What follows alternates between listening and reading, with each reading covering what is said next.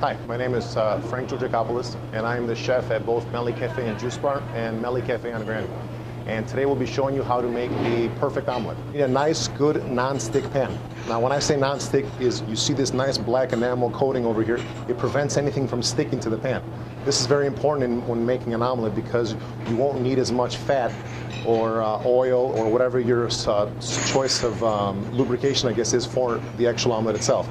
Here, basically, at the restaurants, obviously being a breakfast place, we're all about omelets. In an average week, we churn out about anywhere between 800 to over 1,000 omelets.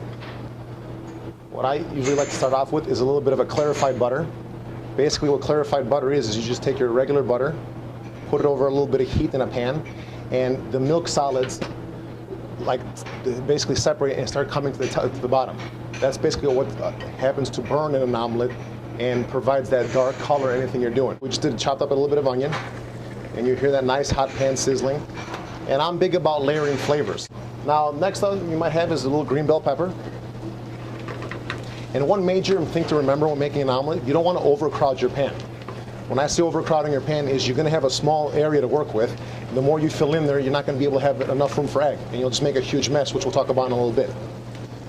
Now after that, I like to use a little portobello mushroom, which is the house mushroom in our restaurant. Portobello is a little bit more of a meatier mushroom, and it gives a lot more flavor versus like your white button mushroom. So get a nice little sizzle there. Next, you might have a little leftover broccoli from maybe last night's dinner, which is a great ingredient in an omelet.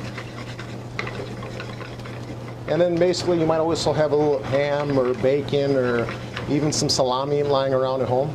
I would chop that up and also put that in there. Get that going, and then I will turn down the heat just a little bit to get our eggs whipped.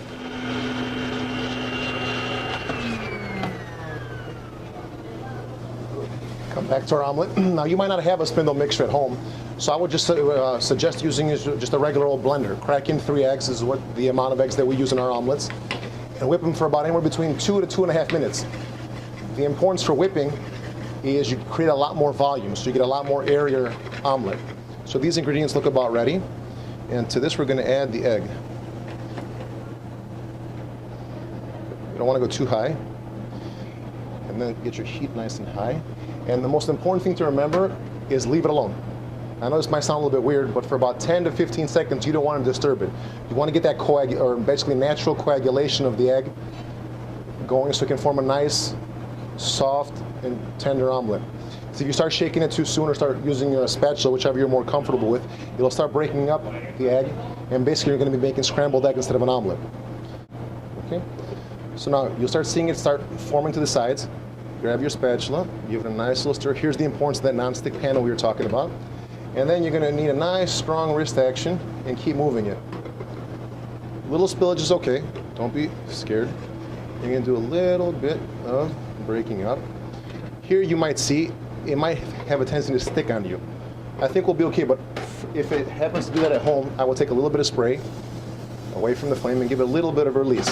This way you're not putting too much additional fat in there, and you see it's pulling away from the sides, so it's about ready to flip. So you just want to keep going, don't be afraid. Watch your heat if it's getting too high. And then in one smooth motion. Okay, give it a little bit of a pat. A little bit of a darker color is not that bad on the inside. Here I had a little bit of a part skim mozzarella. And this is my favorite part of an omelet, the fold.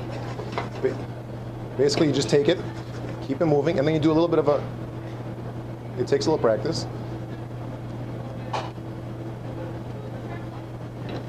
There you go. If you break apart, a little cheese falls out, don't worry about it. So now here, turn it down, let it sit in the pan for about 30 seconds. And you take our omelet, nice hot, nice clean plate. And you can do one of 2 ways. You can fold it out, or I'm going to do is, again, going back to our spatula to help us out. Turn it in the way we want to let it sit, and then I would like to serve a little bit of fresh fruit. And then you're going to get a nice, quick, easy, perfect omelet.